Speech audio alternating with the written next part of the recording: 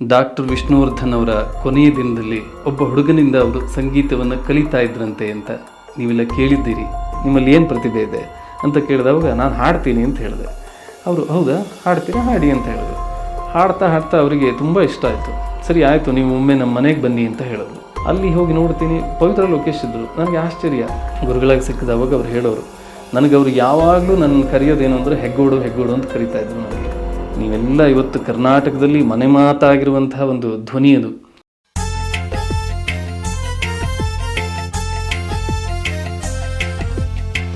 ಕಣ ಕಣದಿ ಶಾರದೆ ಕಲೆತಿಹಳು ಕಾಣದೆ, ವನವನದಲ್ಲೂ ಕುಹು ಕುಹುಗಾನ, ಝರಿ ಝರಿಯಲ್ಲೂ ಝುಳು ಝುಳು ಧ್ಯಾನ, ವಿಧ ವಿಧದ ನಾದ ಅವಳು ನುಡಿಸುತ್ತಿಹಳು. ಕಣ ಕಣದಿ ಶಾರದೆ ಕಲೆತಿಹಳು ಕಾಣದೆ.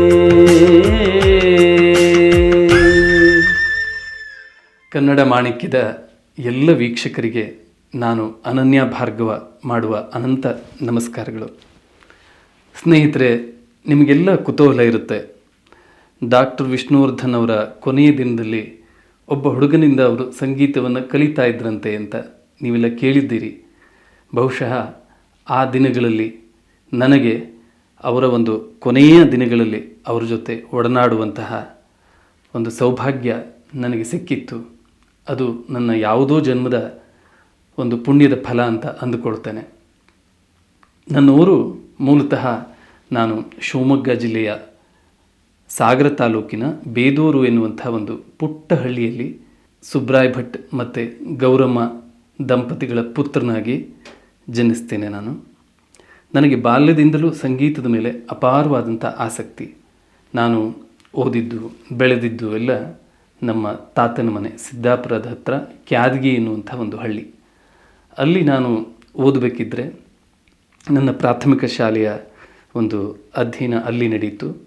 ಆ ಭಾಗದಲ್ಲಿ ಯಕ್ಷಗಾನ ಮತ್ತು ಸಂಗೀತದ ಬಗ್ಗೆ ವಿಶೇಷವಾದಂತಹ ಒಲವಿತ್ತು. ಉತ್ತರ ಕನ್ನಡದಲ್ಲಿ ಸಾಂಸ್ಕೃತಿಕವಾಗಿ ತುಂಬ ಮೇಲು ಸ್ತರದಲ್ಲಿರುವಂಥ ಒಂದು ಸ್ಥಳ ಉತ್ತರ ಕನ್ನಡ. ಅಲ್ಲಿ ಸಹಜವಾಗಿಯೇ ನನಗೆ ಈ ಸಂಗೀತದ ಬಗ್ಗೆ, ಯಕ್ಷಗಾನದ ಬಗ್ಗೆ ಆಸಕ್ತಿ ಒಡಮೂಡಿತ್ತು. ನಾನು ಅಲ್ಲಿ ಓದ್ತಾ ಇರಬೇಕಿದ್ರೆ ನನ್ನ ಮಾವ ಫ್ಲೂಟ್ ಕಲಿತಾ ಇದ್ದರು, ಹಾಗೆ ನಮ್ಮ ಚಿಕ್ಕಮ್ಮ ಹಿಂದೂಸ್ತಾನಿ ಶಾಸ್ತ್ರೀಯ ಸಂಗೀತ ಹಾಡೋದನ್ನು ಕಲಿತಾ ಇದ್ದರು. ಹೀಗೆ ಅವರು ಕಲಿತಾ ಇರಬೇಕಿದ್ರೆ ನಾನು ಚಿಕ್ಕವನಿರುವಾಗ ಈ ಸ್ಕೂಲ್ಗಳಲ್ಲೆಲ್ಲ ಕಾಂಪಿಟೇಷನ್ಗಳಲ್ಲಿ ಭಾಗವಹಿಸ್ತಾ ಇದ್ದೆ, ಹಾಡ್ತಾ ಇದ್ದೆ. ಅಲ್ಲೆಲ್ಲ ನನಗೆ ಪ್ರಥಮ ಸ್ಥಾನ ಬರ್ತಾಯಿತ್ತು. ಆದರೆ ನನಗೆ ಯಾವುದೇ ರೀತಿ ಸಂಗೀತವನ್ನು ಕಲಿಬೇಕು ಅನ್ನುವಂಥ ಒಂದು ಆಸಕ್ತಿ ಇರಲಿಲ್ಲ. ಅದು ಏನೋ ಗೊತ್ತಿಲ್ಲ. ದಿನ ಬೆಳಗಾದರೆ ಅಥವಾ ಮಧ್ಯಾಹ್ನ ಆದರೆ, ರಾತ್ರಿ ಆದರೆ ರೇಡಿಯೋಗಳಲ್ಲಿ ಹಿಂದೂಸ್ತಾನಿ ಶಾಸ್ತ್ರೀಯ ಸಂಗೀತವೇ ಬರೋದು. ನಮ್ಮ ಮಾವ ಶ್ರೀಧರ ಮಾವ ಅಂಥೇಳಿ ಅವರು ಮತ್ತು ನಮ್ಮ ಚಿಕ್ಕಮ್ಮ ಪ್ರಭಾ ಚಿಕ್ಕಮ್ಮ ಇವರೆಲ್ಲ ಅದನ್ನು ಕೇಳ್ತಾ ಇದ್ದರು. ನನಗಿದು ಏನಪ್ಪ ಸಂಗೀತ, ಏನಿದೆ ಈ ಸಂಗೀತದಲ್ಲಿ, ಅವು ಏನೋ ಒಂಥರ ಈ ನಾಯಿ ಹಾಳ್ಗರಿಯೋದು ಅಂತ ಹೇಳ್ತೀವಿ, ಆ ರೀತಿ ಅನ್ನಿಸ್ತಾ ಇತ್ತು ನನಗೆ ಹಿಂದೂಸ್ತಾನಿ ಶಾಸ್ತ್ರೀಯ ಸಂಗೀತ ಅಂದರೆ. ಆದರೆ ಅದು ಏನೋ ದೈವ ಸಂಕಲ್ಪನೆ ಬೇರೆ ಇತ್ತು ಏನೋ ಗೊತ್ತಿಲ್ಲ. ಆದರೆ ಯಾವುದನ್ನು ನಾನು ಹಾಗೆ ಕೇಳ್ತಾ ಇತ್ತು ಅಂತ ಅಂದ್ಕೊಂಡಿದ್ದೇನೋ ಅದೇ ನನ್ನ ಜೀವನದ ಒಂದು ಅವಿಭಾಜ್ಯ ಅಂಗವಾಗುವಂತಹ ಒಂದು ಸಮಯ ಬಂದು ಒದಗಿತು. ನಾನು ಚಿಕ್ಕನಿರುವಾಗ ಅನೇಕ ಯಕ್ಷಗಾನಗಳಲ್ಲಿ ಪಾತ್ರಗಳನ್ನು ಮಾಡ್ತಾ ಇದ್ದೆ. ಮತ್ತು ವಿಶೇಷವಾಗಿ ಕಾಳಿಂಗನಾವುಡರು, ಧಾರೇಶ್ವರರು, ಪ್ರಖ್ಯಾತ ಯಕ್ಷಗಾನ ಭಾಗವತರು, ಅವರನ್ನು ಅನುಕರಣೆ ಮಾಡಿ ಹಾಡೋದಕ್ಕೆ ಪ್ರಯತ್ನ ಮಾಡ್ತಾ ಇದ್ದೆ. ಆದರೆ ಶಾಸ್ತ್ರೀಯ ಸಂಗೀತದ ಬಗ್ಗೆ ಮಾತ್ರ ಯಾವುದೇ ರೀತಿ ಒಲವು ಇರಲಿಲ್ಲ. ಆಮೇಲೆ ಒಮ್ಮೆ ನಮ್ಮ ಮಾವ ಹೇಳಿದ್ರು, ನೋಡಪ್ಪ ನೀನು ಶಾಸ್ತ್ರೀಯ ಸಂಗೀತ ಕಲಿತ್ರೆ ಚೆನ್ನಾಗಿ ಹಾಡ್ಬೋದು ಅಂಥೇಳಿ. ಆದರೆ ಅದ್ರ ಬಗ್ಗೆ ನನಗೆ ನೆಗ್ಲೆಕ್ಟ್, ಏನಂದರೆ ಏನು ಸಂಗೀತ ಅದೊಂದು ಸಂಗೀತನ ಅಂತ. ಆದರೆ ಒಮ್ಮೆ ಅಚಾನಕ್ಕಾಗಿ ಪಂಡಿತ್ ಗಣಪತಿ ಭಟ್ ಹಾಸಣಗಿಯವರ ದಾಸವಾಣಿ ಎನ್ನುವಂಥ ಒಂದು ಕ್ಯಾಸೆಟ್ ರಿಲೀಸ್ ಆಗಿತ್ತು. ಅದನ್ನು ನಾನು ಕೇಳೋದಂಥ ಒಂದು ಅವಕಾಶ ಸಿಕ್ತು ನನಗೆ. ನಾನು ಕೇಳ್ತಾ ಕೇಳ್ತಾ ಕೇಳ್ತಾ ಆ ದಾಸವಾಣಿಯನ್ನು ನಾನು ಹೀಗೆ ಹಾಡಬೇಕು, ನಾನು ಈ ರೀತಿ ಹಾಡಬೇಕು ಎನ್ನುವಂಥ ತುಂಬ ಅದಮ್ಯವಾದಂಥ ಒಂದು ಬಯಕೆ ಪ್ರಾರಂಭವಾಯಿತು. ನಾನು ಮನೆಗೆ ತರಿಸಿದೆ. ಅಜ್ಜನ ಮನೆಯಲ್ಲಿ ಟೇಪ್ ರಿಕಾರ್ಡರಲ್ಲಿ ಹಾಕ್ಕೊಂಡು ಅದನ್ನು ಮತ್ತೆ ಮತ್ತೆ ಕೇಳ್ತಾ ಇದ್ದೆ. ಆಗ ಮಾವ ಬಹುಶಃ ಈಗ ಕಬ್ಬಣ ಕಾದಿದೆ, ಬಡಿದ್ರೆ ಒಂದು ಹದಕ್ಕೆ ಬರುತ್ತೆ ಅಂತ ಯೋಚನೆ ಮಾಡಿ, ನೋಡಪ್ಪ ನೀನು ಇದೇ ರೀತಿಯಲ್ಲಿ ಹಾಡ್ಬೋದು, ಆದರೆ ನೀನು ಹಿಂದೂಸ್ತಾನಿ ಶಾಸ್ತ್ರೀಯ ಸಂಗೀತವನ್ನು ಕಲಿಬೇಕು ಅಂಥೇಳಿ ಹೇಳಿದ್ರು. ಅದು ನನ್ನ ಪ್ರಾರಂಭ, ಮೊದಲನೇ ಹಂತ. ನಾನು ಅಲ್ಲಿಂದ ನಾನು ಹಿಂದೂಸ್ತಾನಿ ಶಾಸ್ತ್ರೀಯ ಸಂಗೀತವನ್ನು ಕಲಿಯೋದಕ್ಕೆ ಪ್ರಾರಂಭ ಮಾಡಿದೆ. ನನಗೆ ಮೊದಲನೇದಾಗಿ ನನಗೆ ಗುರುಗಳಾಗಿ ಸಿಕ್ಕಂಥವರು ಶ್ರೀಮತಿ ವಸುಧಾ ಶರ್ಮಾ ಹಳಿಕೇರಿಯವರು. ಅವರು ನನಗೆ ಹಿಂದೂಸ್ತಾನಿ ಶಾಸ್ತ್ರೀಯ ಸಂಗೀತದ ಈ ಪ್ರಾಥಮಿಕ ಹಂತದ ಪಾಠಗಳನ್ನು ತುಂಬ ಪ್ರೀತಿಯಿಂದ ಹೇಳಿಕೊಟ್ರು. ನಾನು ಅಷ್ಟೇ ಶ್ರದ್ಧೆಯಿಂದ ಕಲಿತೆ. ಅದಾದ ನಂತರದಲ್ಲಿ ನೀವೆಲ್ಲ ಕೇಳಿರ್ತೀರ, ಜಗತ್ಪ್ರಸಿದ್ಧ ಅಂತ ಹೇಳ್ಬೋದು ನೀನಾಸಂ, ಹೆಗ್ಗೋಡು ನೀನಾಸಂ. ಅಲ್ಲಿ ಅನೇಕ ರಂಗಕರ್ಮಿಗಳು, ಸಾಹಿತಿಗಳು ಎಲ್ಲರೂ ಸೇರ್ತಾ ಇರುವಂಥ ಒಂದು ತಾಣ ನೀನಾಸಂ. ಇವತ್ತಿನ ಸಾಮಾನ್ಯವಾಗಿ ಸಿನಿಮಾ ಕ್ಷೇತ್ರ ಇರ್ಬೋದು ಅಥವಾ ನಾಟಕ ಕ್ಷೇತ್ರದಲ್ಲಿರ್ಬೋದು ಅತ್ಯಂತ ಹೆಸರು ಮಾಡಿದಂಥವರು ಈ ನೀನಾಸಮಿಂದ ತರಬೇತಿಯನ್ನು ತೆಗೆದುಕೊಂಡು ಹೋದಂಥವರು. ಅಲ್ಲಿ ಅದು ನಮಗೆ ಆ ಭಾಗದಲ್ಲಿ ಒಂದು ರೀತಿಯ ಸಾಂಸ್ಕೃತಿಕವಾದಂಥ ರಾಜಧಾನಿ ಅಂತ ಹೇಳ್ಬೋದು ಹೆಗ್ಗೋಡು, ನಮ್ಮ ಮಲೆನಾಡಿನಲ್ಲಿ. ನಾವೆಲ್ಲ ಅಲ್ಲಿ ಹೆಗ್ಗೋಡಿನಲ್ಲಿ ನಾಟಕ ನೋಡೋದಕ್ಕಾಗಲಿ ಅಥವಾ ಪ್ರತಿ ವರ್ಷ ಸಂಸ್ಕೃತಿ ಶಿಬಿರ ಅಂತ ನಡೀತಾ ಇತ್ತು, ಅಲ್ಲೆಲ್ಲ ಭಾಗವಹಿಸ್ತಾ ಇದ್ವಿ, ಹೋಗ್ತಾ ಇದ್ವಿ. ಅಲ್ಲಿ ಗಣಪತಿ ಭಟ್ ಹಾಸಣಿಗೆಯವರು ಕೂಡ ಬರ್ತಾಯಿದ್ರು. ಅವರು ನಮ್ಮ ಕೆ.ವಿ. ಸುಬ್ಬಣ್ಣ ಅವರಿಗೆ ತುಂಬ ಆಪ್ತರಾಗಿದ್ದರು. ಅಲ್ಲಿಗೆ ಬರ್ತಾಯಿದ್ರು. ಆಗ ಅದು ಏನೂ ಗೊತ್ತಿಲ್ಲ, ನನ್ನ ಅನೇಕ ಹಿರಿಯ ಸ್ನೇಹಿತರು ಅವರೆಲ್ಲ ಗಣಪತಿ ಭಟ್ ಹಾಸಣಿಗೆಯವರ ಹತ್ರ ಹೋಗಿ, ನೋಡಿ ಈ ಹುಡುಗನಿಗೆ ಒಳ್ಳೆಯ ಪ್ರತಿಭೆ ಇದೆ, ಕಂಠ ಇದೆ, ನೀವು ಈತನನ್ನು ಶಿಷ್ಯನನ್ನಾಗಿ ಸ್ವೀಕಾರ ಮಾಡಬೇಕು ಅಂತ ಹೇಳಿದ್ರು. ಗಣಪತಿ ಭಟ್ ಹಾಸಣಿಗೆಯವರು ನೋಡೋಣ ಬರಲಿ, ಫೋನ್ ಮಾಡಿಕೊಂಡು ಬರಲಿ ಅಂತ ಹೇಳಿದ್ರು. ನಮ್ಮ ಮನೆಯಿಂದ ಗಣಪತಿ ಭಟ್ ಹಾಸಣಿಗೆಯವರ ಮನೆ ಸಾಮಾನ್ಯ 110 ಕಿಲೋಮೀಟರ್ಗಳು. ನಾನಿರೋದು ಸಾಗರದಲ್ಲಿ, ಅವ್ರ ಮನೆ ಇರೋದು ಶಿರ್ಸಿ ಮತ್ತು ಯಲ್ಲಾಪುರದ ಮಧ್ಯ, ಇನ್ ಬಿಟ್ವೀನ್ ಮಂಚಿಕೇರಿ, ಹಾಸಣಿಗೆ ಅಂತ. ಅಲ್ಲಿ ನಾನು ಫೋನ್ ಮಾಡಿಕೊಂಡು ಅವರ ಮನೆಗೆ ಹೋಗಿ ಅವರ ಕೆಲವೊಂದು ಪರೀಕ್ಷೆಗಳನ್ನು ಎದುರಿಸಿ ಆಮೇಲೆ ಅವರ ಮನೆಯ ಒಬ್ಬ ಸದಸ್ಯನೇ ಆಗಿ ನಾನು ಅವ್ರ ಮನೆಯಲ್ಲಿ ಗುರುಕುಲ ಮಾದರಿಯಲ್ಲಿ ಸಂಗೀತವನ್ನು ನಾನು ಕಲಿತೆ. ಹೀಗೆ ನನ್ನ ಸಂಗೀತದ ಜರ್ನಿ ಅನ್ನುವಂಥದ್ದು ಪ್ರಾರಂಭವಾಯಿತು. ಆಮೇಲೆ ಹೀಗೆ ಹಾಡ್ತಾ ಸಂಗೀತವನ್ನೇ ಉಸಿರಾಗಿಸ್ಕೊಂಡು ಸಾಗರದಲ್ಲಿ ನನ್ನ ಮುಂದಿನ ವಿದ್ಯಾಭ್ಯಾಸ ಸಾಗರದಲ್ಲಿ ನಡೆಯಿತು. ಹಾಗೆ ಮಾಡ್ತಾ ಇರಬೇಕಿದ್ರೆ ನನಗೆ ಒಂದೇ ಒಂದು ಆಸೆ ಇತ್ತು ಜೀವನದಲ್ಲಿ, ಏನಂದರೆ ನಾನೊಬ್ಬ ಸಂಗೀತಗಾರನೇ ಆಗಬೇಕು ಎನ್ನುವಂಥ ಒಂದು ಪ್ರಬಲವಾದಂತಹ ಆಸೆ ಇತ್ತು ನನಗೆ. ಸಂಗೀತ, ನಾಟಕ, ಯಕ್ಷಗಾನ, ಹೀಗೆ ಸಾಹಿತ್ಯ, ಇದ್ರ ಮೇಲೆ ವಿಶೇಷವಾದಂಥ ಅಭಿರುಚಿ ಇತ್ತು ನನಗೆ. ಸಾಹಿತ್ಯದ ಬಗ್ಗೆನೂ ಅಪಾರವಾದಂಥ ಆಸಕ್ತಿ ಇತ್ತು. ನಾನು ಗಣಪತಿ ಭಟ್ ಹಾಸಣಿಗೆಯವರ ಮನೆಗೆ ಸಂಗೀತವನ್ನು ಕಲಿತಾ ಇರುವಂಥ ಸಂದರ್ಭದಲ್ಲಿ ನನಗೆ ಅವರು ಹೇಳೋರು, ಭಾರ್ಗವ, ಸಂಗೀತಗಾರ ಆಗಬೇಕು ಅಂತಿದ್ದರೆ ಕೇವಲ ಪ್ರಾಕ್ಟೀಸ್ ಮಾಡೋದ್ರ ಮುಖಾಂತರ ಬರೋಂಥದ್ದಲ್ಲ ಅದು. ಅದ್ರ ಜೊತೆಗೆ ಒಬ್ಬ ಸಂಗೀತಗಾರನಿಗೆ ಇರಬೇಕಾದಂಥ ಅಥವಾ ಕಲಾವಿದನಿಗೆ ಇರಬೇಕಾದಂತಹ ಒಂದು ಗುಣ ಅಂತಂದರೆ ಅವನಿಗೆ ಪ್ರಕೃತಿಯನ್ನು ಆಸ್ವಾದನೆ ಮಾಡುವಂಥ ಗುಣ, ಮತ್ತು ಜೊತೆಗೆ ಸಾಹಿತ್ಯದ ಅಧ್ಯಯನ, ಮತ್ತು ಬೇರೆ ಬೇರೆ ಕಲೆಗಳ ಬಗ್ಗೆ ಒಂದು ವಿಶೇಷವಾದಂಥ ಆಸಕ್ತಿಯನ್ನು ಬೆಳೆಸ್ಕೊಂಡಿರಬೇಕು. ಅಂದರೆ ಅದನ್ನು ಅನುಭವಿಸುವಂಥ ಒಂದು ಆಸಕ್ತಿಯನ್ನು ಬೆಳೆಸ್ಕೊಂಡಿರಬೇಕು. ಆಗ ಮಾತ್ರ ಒಬ್ಬ ಪ್ರಬುದ್ಧ ಕಲಾವಿದನಾಗಲಿಕ್ಕೆ ಸಾಧ್ಯ ಆಗುತ್ತೆ ಅಂಥೇಳಿ ಗಣಪತಿ ಭಟ್ ಅವರು ಹೇಳೋರು. ಮತ್ತು ಜೊತೆಗೆ ಅವ್ರ ಮನೆಯಲ್ಲಿ ಒಂದು ಪುಟ್ಟ ಲೈಬ್ರರಿ ಇತ್ತು. ಅವರ ಸೊಸೆ ನೀವೆಲ್ಲ ಕೇಳಿರ್ಬೋದು, ಡಾಕ್ಟರ್ ಗೀತಾ ವಸಂತ ಅಂಥೇಳಿ. ಅವರು ತುಮಕೂರು ಕಾಲೇಜ್ನಲ್ಲಿ ಪ್ರೊಫೆಸರ್ ಆಗಿ ಕೆಲಸ ಮಾಡ್ತಾ ಇದ್ದಾರೆ. ಅವರು ಕೂಡ ಒಳ್ಳೆಯ ಸಾಹಿತಿ. ಅವರು ಅನೇಕ ಕವನಗಳನ್ನು ಬರೆಯೋರು. ನಾನು ಕವನಗಳನ್ನು ಬರೆದಿದ್ದನ್ನು ಅವರಿಗೆ ತೋರಿಸ್ತಾ ಇದ್ದೆ. ಅವರು ನನಗೆ ಸಲಹೆ ಸೂಚನೆಗಳನ್ನು ನೀಡ್ತಾ ಇದ್ದರು. ಆಮೇಲೆ ಅವ್ರ ಮನೆಯಲ್ಲಿ ಒಂದು ಪುಟ್ಟ ಲೈಬ್ರರಿ ಇರ್ತಾಯಿತ್ತು. ಆ ಲೈಬ್ರರಿಯಲ್ಲಿ ನನಗೆ ಎಷ್ಟೊತ್ತಿಗೂ ಫುಲ್ ಪರ್ಮಿಷನ್, ಏನಂದರೆ ನೀನು ಯಾವ ಪುಸ್ತಕನಾದರೂ ನೀನು ತೆಕ್ಕೊಂಡು ಓದ್ಬೋದು, ಮತ್ತು ಅದೇ ಜಾಗದಲ್ಲೇ ಇಡಬೇಕು ಅಂಥೇಳಿ. ಹೀಗೆ ಅವ್ರ ಮನೆಯಿಂದ ನನ್ನ ಓದಿನ ಜರ್ನಿ ಪ್ರಾರಂಭವಾಯಿತು.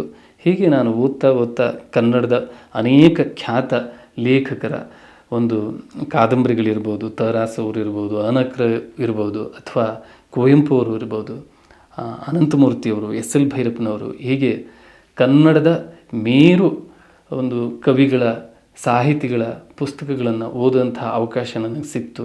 ನಾನು ಅದನ್ನೆಲ್ಲ ಓದಿದ್ದೇನೆ ಕೂಡ. ಅದು ಇವತ್ತಿನ ಒಂದು ಸಂಗೀತದ ಜರ್ನಿಯಲ್ಲಿ ನನಗೆ ಆ ಓದು ಅನ್ನುವಂಥದ್ದು ಕೂಡ ನನಗೆ ಅತ್ಯಂತ ಸಹಾಯವನ್ನು ಮಾಡಿದೆ ಅಂತ ಹೇಳ್ಬೋದು. ಆಮೇಲೆ ನಾನು ಈ ರೀತಿ ಸಂಗೀತದ ಜೊತೆಗೇ ನನ್ನ ಜೀವನ ಸಾಗ್ತಾ ಇರಬೇಕಿದ್ರೆ ನನ್ನ ಸ್ನೇಹಿತರೆಲ್ಲ ಅನೇಕರು ಸಾಫ್ಟ್ವೇರ್ ಇಂಜಿನಿಯರ್ಸ್ ಆದರೂ ಬೇರೆ ಬೇರೆ ಕೆಲಸಗಳನ್ನು ಹಿಡ್ಕೊಂಡು ಹೋದರು. ಆದರೆ ನಾನು ಮಾತ್ರ ಈ ಸಂಗೀತದ ಕೃಷಿಯಲ್ಲಿ ತೊಡಗಿಸ್ಕೊಂಡಿದ್ದೆ. ಊರಿನಲ್ಲಿ ಅಲ್ಪ ಸ್ವಲ್ಪ ಜಮೀನಿತ್ತು, ಅದರ ಜೊತೆಗೆ ಈ ಸಂಗೀತವನ್ನು ಮಾಡ್ತಾಯಿದ್ದೆ. ಆಗ ನೋಡಿದವರೆಲ್ಲ ಹೇಳ್ತಾ ಇದ್ರು, ಇದೇನಪ್ಪ ಇವನು ಸಂಗೀತ ಅಂಥೇಳಿ ಅಲ್ಲಿ ಹಾಸನಿಗೆ ಹೋಗ್ತಾನಂತೆ, ಅದು ಏನು ಕೆಲಸ ಇಲ್ಲದೆ ಮಾಡೋ ಅಂಥ ಒಂದು ಉದ್ಯೋಗ, ಇದರಲ್ಲಿ ಏನು ಸಿಗುತ್ತೆ ಎನ್ನುವಂಥ ಒಂದು ಮಾತುಗಳು ಬರ್ತಾಯಿತ್ತು. ಇದೆಲ್ಲ ಸಹಜ, ಆ ಭಾಗದಲ್ಲೇ ಹಾಗಿತ್ತು. ಸಂಗೀತದಿಂದ ಏನು ಸಿಗುತ್ತೆ ಅಂತ. ಆದರೆ ನಾನು ಮಾತ್ರ ಅದು ಯಾವುದ್ರ ಬಗ್ಗೆನೂ ತಲೆ ಕೆಡಿಸ್ಕೊಂಡಿಲ್ಲ. ಸಂಗೀತವೇ ನನ್ನ ಜೀವನ ಅಂಥೇಳಿ ಆ ಸರಸ್ವತಿ ಆರಾಧನೆಯನ್ನು ಮಾಡ್ತಾ ನನ್ನ ಜೀವನವನ್ನು ಮಾಡ್ತಾ ಇದ್ದೆ ನಾನು. ಆದರೆ ಕಾಲಕ್ರಮೇಣದಲ್ಲಿ ಅಮ್ಮನಿಗೂ ಬಹಳ ಬೇಜಾರಾಯಿತು. ಎಲ್ಲ ಇವನ ಸ್ನೇಹಿತರೆಲ್ಲ ಒಳ್ಳೊಳ್ಳೆ ಉದ್ಯೋಗವನ್ನು ಅರಸಿ ಹೊರಗಡೆ ಇದ್ದಾರೆ, ಇವನು ಮಾತ್ರ ಇವನ ಪರಿಸ್ಥಿತಿ ಏನಪ್ಪ ಅಂಥೇಳಿ. ಆಗ ಅಮ್ಮನೂ ಕೂಡ ನನ್ನಲ್ಲಿ ಹೇಳಿದ್ಲು, ನೋಡಪ್ಪ ನಿನ್ನ ಉದ್ದೇಶ ಏನು ಮಾಡಬೇಕು ಅಂತಿದೆಯಾ, ಇದರಲ್ಲಿ ಏನು ಸಿಗುತ್ತೆ ಅಂಥೇಳಿ. ಅಮ್ಮನಿಗೂ ಅದು ಒಂದು ರೀತಿ ಬೇಜಾರ ಕೊಡ್ತು ಅಂತ ಆದಾಗ ನಾನು ಈ ಕ್ಷೇತ್ರದಲ್ಲಿ ಏನಾದರೂ ಒಂದು ಸಾಧನೆಯನ್ನು ಮಾಡಿ ತೋರಿಸಬೇಕು ಅನ್ನುವಂಥ ಒಂದು ನಿರ್ಧಾರವನ್ನು ತೆಗೆದುಕೊಂಡೆ. ಒಂದು ತಂಬೂರವನ್ನು ಹಿಡ್ಕೊಂಡು ಬೆಂಗಳೂರಿಗೆ ಹೊರಟುಬಿಟ್ಟೆ. ಬೆಂಗಳೂರಿಗೆ ಬಂದಾಗ ನನಗೆ ನೆಲೆ ಇರಲಿಲ್ಲ. ನಮ್ಮ ಯಾವುದೋ ಒಬ್ಬ ಸ್ನೇಹಿತರು, ನಮ್ಮ ಊರ ಕಡೆಯವರವರು, ಅವ್ರ ಮನೆಯಲ್ಲಿ ಒಂದು ರೂಮಿನಲ್ಲಿ ಉಳ್ಕೊಂಡು, ಆಮೇಲೆ ಬಂದಗದ್ದೆ ಗಣೇಶ್ ಅಂಥೇಳಿ ಪುರೋಹಿತರವರು, ಅವ್ರದ್ದು ಒಂದು ಚಿಕ್ಕದಾದಂಥ ರೂಮ್ ಇತ್ತು, ಅಲ್ಲಿ ಉಳ್ಕೊಂಡು ತದನಂತರದಲ್ಲಿ ನನಗೆ ಅನನ್ಯ ಅನ್ನುವಂಥ ಒಂದು ಸಂಸ್ಥೆ ಇದೆ, ಸಂಗೀತಕ್ಕೆ ಸಂಬಂಧಪಟ್ಟಂಥ ಒಂದು ಸಂಸ್ಥೆ ಮಲ್ಲೇಶ್ವರಮಲ್ಲಿದೆ, 17th ಕ್ರಾಸಲ್ಲಿ ಅನನ್ಯ ಅನ್ನುವಂಥ ಒಂದು ಸಂಸ್ಥೆ. ಅಲ್ಲಿ ರೆಕಾರ್ಡಿಂಗ್ ಸ್ಟುಡಿಯೋ ಮತ್ತು ಲೈಬ್ರರಿ, ಸಂಗೀತಕ್ಕೆ ಸಂಬಂಧಪಟ್ಟಂಥ ಎಲ್ಲ ಆ್ಯಕ್ಟಿವಿಟೀಸ್ ಅಲ್ಲಿ ನಡೀತಾ ಇತ್ತು. ಅದನ್ನು ನಡೆಸ್ತಾ ಇರುವಂಥವರು ಒಬ್ಬ ಸೈಂಟಿಸ್ಟ್ RV ರಾಘವೇಂದ್ರ ರಾವ್ ಅಂಥೇಳಿ. ಅವರು ನನಗೆ ಅಲ್ಲಿ ನೀನು ಇಲ್ಲಿ ಇದನ್ನು ನೋಡಿಕೊಂಡು ಇದ್ರ ಎಲ್ಲ ಜವಾಬ್ದಾರಿಯನ್ನು ತೆಗೆದುಕೊಂಡು ನೀನು ಇಲ್ಲಿ ಇರು ಅಂತ ಹೇಳಿದ್ರು. ನಾನು ಅಲ್ಲಿ ನನ್ನ ಅಂದರೆ ಬೆಂಗಳೂರಿನಲ್ಲಿ ದುಡಿಮೆಯ ಬದುಕು ಪ್ರಾರಂಭವಾಯಿತು. ಅನನ್ಯ ಅನ್ನುವಂಥ ಒಂದು ಸಂಸ್ಥೆಯಲ್ಲಿ ನಾನು ಕೆಲಸ ಮಾಡ್ತಾಯಿದ್ದೆ. ಅಲ್ಲಿ ಬಂದು ಹೋಗೋ ಅನೇಕ ಖ್ಯಾತನಾಮರು ಕಲಾವಿದರೆಲ್ಲ ಬಂದು ಹೋಗ್ತಾಯಿದ್ರು. MS ಶೀಲಾ ಅವರಿರ್ಬೋದು, ಆಮೇಲೆ TS ಸತ್ಯವತಿ. ಕರ್ನಾಟಕ ಸಂಗೀತಕ್ಕೆ ಹೆಚ್ಚು ಪ್ರಾತಿನಿಧ್ಯವನ್ನು ಕೊಡುವಂಥ ಒಂದು ಸಂಸ್ಥೆ ಅನನ್ಯ. ಅಲ್ಲಿ ನಾನು ಕೆಲಸವನ್ನು ಮಾಡ್ತಾಯಿದ್ದೆ. ನನಗೊಂದು ಅವಕಾಶ ಅಲ್ಲಿ ಸಿಕ್ತು. ಏನಂದರೆ ಈ ಗ್ರಾಮಾಫೋನ್ ಅಂತ ಹೇಳ್ತಾ ಇದ್ರು. ಹಿಂದಿನ ಕಾಲದಲ್ಲಿ ದೊಡ್ಡದೊಂದು ಪ್ಲೇಟ್ ಬರ್ತಾಯಿತ್ತು. ಅದರಲ್ಲಿರೋಂಥ ಒಂದು ಎಲ್ಲ ಸಂಗೀತವನ್ನು, ಕರ್ನಾಟಕ ಇರ್ಬೋದು, ಹಿಂದೂಸ್ತಾನಿ ಇರ್ಬೋದು, ಅದನ್ನು ಕಂಪ್ಯೂಟ್ರಿಗೆ ಟ್ರಾನ್ಸ್ಫರ್ ಮಾಡೋಂಥ ಕೆಲಸ. ಅದನ್ನು ಮಾಡ್ತಾ ಇರಬೇಕಿದ್ರೆ ನನಗೆ ಸಂಗೀತವನ್ನು ಹೆಚ್ಚು ಕೇಳೋದಕ್ಕೆ ಸಾಧ್ಯ ಆಯಿತು. ಏನಂದರೆ ಸಂಗೀತ ಅಂದರೆ ಕೇವಲ ಹಾಡೋದು ಮಾತ್ರ ಅಲ್ಲ, ಕೇಳೋದು ತುಂಬ ಮುಖ್ಯವಾಗಿರುತ್ತೆ. ನಾವು ಎಷ್ಟು ಕೇಳ್ತೀವೋ ಅಷ್ಟು ನಮ್ಮೊಳಗಿನ ಒಂದು ಮನೋಧರ್ಮ ಎನ್ನುವಂಥದ್ದು ಇಂಪ್ರೂವ್ ಆಗ್ತಾ ಹೋಗುತ್ತೆ. ಹಾಗಾಗಿ ಕೇಳುವಿಕೆ ಅನ್ನುವಂಥದ್ದು ತುಂಬ ಮುಖ್ಯ. ಆ ಒಂದು ಅವಕಾಶ ನನಗೆ ಅನನ್ಯದಲ್ಲಿ ಸಿಕ್ತು. ಹಾಗೆ ಅನನ್ಯದಲ್ಲಿ ಇರಬೇಕಿದ್ರೆ ನನಗೆ ಅದೇನೋ ಗೊತ್ತಿಲ್ಲ, ಸಿನಿಮಾಕ್ಕೆ ಸಂಗೀತ ಮಾಡಬೇಕು ಅನ್ನುವಂಥ ಒಂದು ಆಸಕ್ತಿ ಬಂತು. ಅಂದರೆ ಸಹಜ, ನಮ್ಮ ಬೇರೆ ಬೇರೆ ಕಡೆ ಊರುಗಳಿಂದ ಬರುವಂಥವರಿಗೆ ಬೆಂಗಳೂರಿಗೆ ಬಂದವಾಗ ಮೊದಲು ಅನ್ಸೋದೆ ನಾನು ಸಿನಿಮಾದಲ್ಲಿ ಆ್ಯಕ್ಟ್ ಮಾಡಬೇಕು ಅನಿಸುತ್ತೆ, ಕೆಲವೊಬ್ಬರಿಗೆ ಸಿನಿಮಾದಲ್ಲಿ ಸಂಗೀತ ಮಾಡಬೇಕು ಅಂತ ಅನಿಸುತ್ತೆ, ಅವರವರಿಗೆ ಎಡಿಟಿಂಗ್ ಮಾಡಬೇಕು ಅಂತ ಅನಿಸುತ್ತೆ. ಒಟ್ಟಿನಲ್ಲಿ ಸಿನಿಮಾದಲ್ಲಿ ತೊಡಸ್ಕೊಳ್ಬೇಕು ಅನ್ನುವಂಥದ್ದು ಒಂದು ಸಾಮಾನ್ಯ ಹೊಸದಾಗಿ ಬಂದಂಥ ಬೆಂಗಳೂರಿಗೆ ಬಂದಂಥ ಯುವಕರಲ್ಲಿ ಸಹಜವಾಗಿ ಇರೋಂಥ ಒಂದು ಕಾಮನೆ ಅದು. ಹಾಗೆ ನನಗೂ ಕೂಡ ಸಿನಿಮಾದಲ್ಲಿ ಸಂಗೀತವನ್ನು ಮಾಡಬೇಕು. ಎಷ್ಟೋ ಜನ ಯಾರ್ಯಾರೋ ಮಾಡ್ತಾರಂತೆ, ಏನೋ ಗೊತ್ತಿಲ್ಲದೆ ಇದ್ದವರೆಲ್ಲ ಸಂಗೀತ ಮಾಡ್ತಾರೆ. ನಾನು ಕಲ್ತಿದ್ದೀನಿ, ಮತ್ತು ನಾನು ಮೊದಲಿಂದನೂ ನನಗೆ ಹಳೆ ಸಿನಿಮಾ ಸಂಗೀತಗಳನ್ನು ಕೇಳ್ತಾ ಇದ್ದೆ, ಮತ್ತು ಅದ್ರ ಜೊತೆಗೆ ನಾನೇ ಟ್ಯೂನ್ ಮಾಡಿ ಕೆಲವೊಂದನ್ನು ಹಾಡ್ತಾ ಇದ್ದೆ. ಹಾಗಾಗಿ ನನಗೂ ಮಾಡ್ಬೋದು ಅನ್ನುವಂಥ ಒಂದು ಆಸೆ ಇತ್ತು. ಹಾಗಾಗಿ ಏನು ಮಾಡಬೇಕು ಅಂತ ಯೋಚನೆ ಮಾಡಿದಾಗ ಈಗಿನ ರಾಜಾ ಹುಲಿ ಸಿನಿಮಾ ಡೈರೆಕ್ಟ್ರು ಗುರುರಾವ್ ದೇಶಪಾಂಡೆ ಅಂತ ನೀವೆಲ್ಲ ಕೇಳಿರ್ತೀರ. ಅವರು ರಾಜಾಜಿನಗರದಲ್ಲಿ ಒಂದು ಸ್ಟಾರ್ ಕ್ರಿಯೇಟರ್ಸ್ ಎನ್ನುವಂಥ ಒಂದು ಸಂಸ್ಥೆಯನ್ನು ಪ್ರಾರಂಭ ಮಾಡಿದರು. ಅಲ್ಲಿ ಆ್ಯಕ್ಟಿಂಗ್ ಕೋರ್ಸ್ ನಡೀತಾ ಇತ್ತು. ಯಾರೋ ಹೇಳಿದ್ರು, ನೋಡಪ್ಪ ನೀನು ಅಲ್ಲಿ ಆ ಆ್ಯಕ್ಟಿಂಗ್ ಕೋರ್ಸಿಗೆ ಸೇರಿಕೊಂಡ್ರೆ ನಿನಗೆ ಅಲ್ಲಿ ಅನೇಕ ಸಿನಿಮಾಕ್ಕೆ ಸಂಬಂಧಪಟ್ಟಂಥ ಜನಗಳು ಅಲ್ಲಿ ಬಂದು ಹೋಗಿ ಮಾಡ್ತಾರೆ, ಅವರು ಒಡನಾಟ ಆಗುತ್ತೆ, ಅದರ ಮುಖಾಂತರ ನೀನು ಸಿನಿಮಾದಲ್ಲಿ ಸಂಗೀತವನ್ನು ಮಾಡ್ಬೋದು ಅಂಥೇಳಿ. ನಾನು ಸಿನಿಮಾ ಸಂಗೀತವನ್ನು ಮಾಡಬೇಕು ಅಂಥೇಳಿ, ಸಂಗೀತ ನಿರ್ದೇಶಕನಾಗಬೇಕು ಅಂಥೇಳಿ ಸ್ಟಾರ್ ಕ್ರಿಯೇಟರ್ಸಿಗೆ ಹೋಗಿ ಜಾಯ್ನ್ ಆದೆ. ಇಲ್ಲಿ ಜಾಬ್ ಮಾಡಿಕೊಂಡು ಅಲ್ಲಿ ಸ್ಟಾರ್ ಕ್ರಿಯೇಟರ್ಸಲ್ಲಿ ಆ್ಯಕ್ಟಿಂಗ್ ಕೋರ್ಸ್ಗೆ ಜಾಯ್ನ್ ಆದೆ. ಆದರೆ ಅಲ್ಲಿ ಆ್ಯಕ್ಟಿಂಗ್ ಕೋರ್ಸಿಗೆ ಜಾಯ್ನ್ ಆದರೆ ನನಗೆ ಅಲ್ಲಿ ಆ್ಯಕ್ಟಿಂಗ್ ಮಾಡ್ತಾ ಮಾಡ್ತಾ ಮಾಡ್ತಾ ಏನಾಯಿತು, ಸಂಗೀತ ಮತ್ತು ಈ ಸಾಹಿತ್ಯದ ಬಗ್ಗಿನ ಒಲವು ಇರುವಂಥವರೇ ನನಗೆ ಅಲ್ಲಿ ಗುರುಗಳಾಗಿ ಸಿಕ್ಕಿದ್ರು. ಅದು ನನಗೆ ವಿಶೇಷ. ಅವರು ಯಾರು ಅಂದರೆ, ನೀವೆಲ್ಲ ಇವತ್ತು ಕರ್ನಾಟಕದಲ್ಲಿ ಮನೆ ಮಾತಾಗಿರುವಂತಹ ಒಂದು ಧ್ವನಿ ಅದು, ಶ್ರೀಯುತ ಸುಚೇಂದ್ರ ಪ್ರಸಾದ್ ಅವರು. ಸುಚೇಂದ್ರ ಪ್ರಸಾದ್ ಅವರು ಅಲ್ಲಿ ನನಗೆ ಗುರುಗಳಾಗಿ ಸಿಕ್ಕಿದ್ರು. ಗುರುಗಳಾಗಿ ಸಿಕ್ಕಿದವಾಗ ಅವ್ರು ಹೇಳೋರು, ನನಗೆ ಅವರು ಯಾವಾಗಲೂ ನನ್ನ ಕರೆಯೋದೇನು ಅಂದರೆ ಹೆಗ್ಗೋಡು ಹೆಗ್ಗೋಡು ಅಂತ ಕರೀತಾಯಿದ್ರು ನನಗೆ. ಮತ್ತು ಅವ್ರಿಗೆ ಅದೇನೋ ಗೊತ್ತಿಲ್ಲ, ಜೊಂಡು ಮೇಯೋಕ್ಕೆ ಹೋಗಿ ಅಂಥೇಳಿ ನಮ್ಮೆಲ್ಲ ಆ್ಯಕ್ಟಿಂಗ್ ಕೋರ್ಸ್ ಮಾಡೋಂಥ ಹುಡುಗರಿಗೂ ಬೈತಾಯಿದ್ರು ಬಾಯಿಗೆ ಬಂದಾಗ, ಏನಂತ ಅಂದ್ಕೊಂಡಿದ್ದೀರಿ ಆ್ಯಕ್ಟಿಂಗ್ ಅಂದರೆ ಅಂಥೇಳಿ. ಆದರೆ ಅವ್ರು ಎಷ್ಟೇ ಬೈದಲಿ ಏನೇ ಮಾಡಲಿ ಅದು ಅವರ ಒಂದು ಅನುಭವದ ಪಾಠ. ಮತ್ತು ಮುಂದೆ ಇಳಿದವಾಗ, ಈ ಫೀಲ್ಡಿಗೆ ಇಳಿದಾಗ ಏನೆಲ್ಲ ಕಷ್ಟಗಳು ಎದುರಾಗುತ್ತೆ ಅದನ್ನೆಲ್ಲ ಎದುರಿಸಲಿಕ್ಕೆ ನಮ್ಮನ್ನು ಪ್ರಿಪೇರ್ ಮಾಡ್ತಾಯಿದ್ರು ಅವರು. ಮತ್ತು ಸುಚೇಂದ್ರ ಪ್ರಸಾದ್ ಅವ್ರ ಬಗ್ಗೆ ನಾನು ಹೇಳಬೇಕು ಅಂತಂದರೆ, ಅವರು ಕನ್ನಡದ ಒಂದು ವಿಶೇಷವಾದಂಥ ವ್ಯಕ್ತಿತ್ವ, ಕನ್ನಡಕ್ಕಾಗಿ ಅವರು ಹುಟ್ಟಿದ್ದಾರೆ ಅಂತ ಹೇಳ್ಬೋದು. ಆ ಭಾಷೆ ಮತ್ತು ನಮ್ಮ ನೆಲ ಸಂಸ್ಕೃತಿ ಬಗ್ಗೆ ಅಪಾರವಾದಂತಹ ಒಂದು ಗೌರವ, ಪ್ರೀತಿ, ವಿಶ್ವಾಸ ಇದ್ದಂಥ ವ್ಯಕ್ತಿ ಶ್ರೀಯುತ ಸುಚೇಂದ್ರ ಪ್ರಸಾದ್ ಅವರು. ನನ್ನ ಕೋರ್ಸೆಲ್ಲ ಮುಗಿತಾ ಬಂದಮೇಲೆ ಸುಚೇಂದ್ರ ಪ್ರಸಾದ್ ಅವರು, ನಿಮಗೆ ಈಗ ಓಕೆ ನೀವು ಆ್ಯಕ್ಟಿಂಗ್ ಮಾಡ್ತೀರಿ, ಅದ್ರ ಜೊತೆಗೆ ಮತ್ತೆ ನೀನು ಮಾಡ್ತೀರಿ, ನಿಮ್ಮಲ್ಲಿ ಏನು ಪ್ರತಿಭೆ ಇದೆ ಅಂತ ಕೇಳಿದವಾಗ ನಾನು ಹಾಡ್ತೀನಿ ಅಂತ ಹೇಳಿದೆ. ಅವರು ಹೌದಾ ಹಾಡ್ತೀರಾ, ಹಾಡಿ ಅಂತ ಹೇಳಿದರು. ಅವ್ರು ಸುಚೇಂದ್ರ ಪ್ರಸಾದ್ ಅವ್ರ ಎದುರಿಗೆ ನಾನು ಹಾಡಿದೆ. ಹಾಡ್ತಾ ಅವರಿಗೆ ತುಂಬ ಇಷ್ಟ ಆಯಿತು. ಸರಿ ಆಯಿತು, ನೀವು ಒಮ್ಮೆ ನಮ್ಮ ಮನೆಗೆ ಬನ್ನಿ ಅಂತ ಹೇಳಿದ್ರು. ಸುಚೇಂದ್ರ ಪ್ರಸಾದ್ ಅವರು ಮನೆಗೆ ಕರೆದ್ರು. ನಾನು ಅವ್ರ ಮನೆಗೆ ಹೋದೆ. ಸುಚೇಂದ್ರ ಪ್ರಸಾದ್ ಅವ್ರ ಮನೆ RR ನಗರದಲ್ಲಿತ್ತು, ರಾಜರಾಜೇಶ್ವರಿ ನಗರದಲ್ಲಿ, ಈಗಲೂ ಅಲ್ಲೇ ಇದೆ. ಅಲ್ಲಿ ಹೋಗಿ ನೋಡ್ತೀನಿ, ಪವಿತ್ರ ಲೋಕೇಶ್ ಇದ್ದರು. ನನಗೆ ಆಶ್ಚರ್ಯ. ಆಮೇಲೆ ಗೊತ್ತಾಯಿತು ಸುಚೇಂದ್ರ ಪ್ರಸಾದ್ ಅವರು ಮಿಸ್ಸಸ್ ಪವಿತ್ರ ಲೋಕೇಶ್ ಅಂಥೇಳಿ. ನನಗೆ ಏನೂ ಗೊತ್ತಿರಲಿಲ್ಲ ಅವ್ರ ಬಗ್ಗೆ. ಆಮೇಲೆ ಅವರು ತುಂಬ ಆತ್ಮೀಯವಾಗಿ ನಮ್ಮನ್ನು ಸ್ವಾಗತ ಮಾಡಿದ್ರು. ಮತ್ತು ಸುಚೇಂದ್ರ ಪ್ರಸಾದ್ ಅವರು ಹಾಡಿ ಅಂತ ಹೇಳಿದ್ರು. ನಾನು ಅಲ್ಲಿ ಸುಚೇಂದ್ರ ಪ್ರಸಾದ್ ಅವ್ರ ಮನೆಯಲ್ಲಿ ಕೂತ್ಕೊಂಡು ಹಾಡ್ತಾ ಇದ್ದೆ. ಹಾಡ್ತಾ ಸುಮಾರು ಹೊತ್ತು ಹಾಡಿದೆ, 1 ತಾಸು ಹಾಡಿದ್ನೇನೋ ಬಹುಶಃ. ಅವರು ಭಾರ್ಗವ್ ಇನ್ನೊಂದು ಹಾಡು ಹೇಳಿ ಅಂತ ಹೇಳಿದ್ರು. ನನಗೆ ಇದೇನಕ್ಕೆ ಹೀಗೆ ಹೇಳ್ತಾ ಇದ್ದಾರೆ ನನಗೆ ಗೊತ್ತಿಲ್ಲ. ಆಮೇಲೆ ನಾನು ಒಂದು ಹಾಡನ್ನು ಹೇಳಿದೆ. ಅವ್ರ ಮೊಬೈಲನ್ನು ಆನ್ ಮಾಡಿ ಅದನ್ನು ಡಾಕ್ಟರ್ ವಿಷ್ಣುವರ್ಧನ್ ಅವರ ತಂಗಿ ಪೂರ್ಣಿಮಾ ವ್ಯಾಸಲು ಅಂಥೇಳಿ ಅವರಿಗೆ ಕೇಳಿಸ್ತಾ ಇದ್ರು.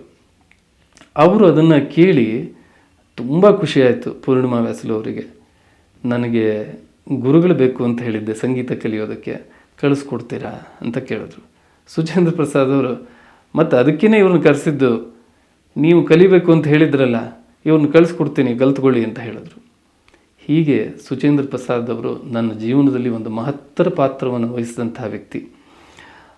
ನನಗೆ ಬೆಂಗಳೂರಿಗೆ ಬಂದವಾಗ ಪ್ರಥಮವಾದಂತಹ ಸನ್ಮಾನ ಆಗಿದ್ದು ಸುಚೇಂದ್ರ ಪ್ರಸಾದ್ ಅವರ ಮನೆಯಲ್ಲೇ. ಅವತ್ತವರಿಗೆ ಅದೇನು ಅನ್ನಿಸ್ತೋ ಏನೋ ಗೊತ್ತಿಲ್ಲ, ನನಗೆ ಶಾಲ್ ಹೊದಿಸಿ ಹಾರವನ್ನು ಹಾಕಿ ಮೊಮೆಂಟೋವನ್ನು ಕೊಟ್ಟು, ನನ್ನ ಕೈಲಿ ಏನಾಗುತ್ತೋ ಅದನ್ನು ಮಾಡ್ತೀನಿ ಹೋಗಪ್ಪ ಅಂತ ಹೇಳಿ ಅವರು ನನಗೆ ಆಶೀರ್ವಾದ ಮಾಡಿದ್ರು. ಅವರ ಮುಖಾಂತರ ನನಗೆ ಡಾಕ್ಟರ್ ವಿಷ್ಣುವರ್ಧನ್ ಅವರ ತಂಗಿ ಪೂರ್ಣಿಮಾ ವ್ಯಾಸಲು ಅವರ ಸಂಪರ್ಕ ಬೆಳೆಯಿತು.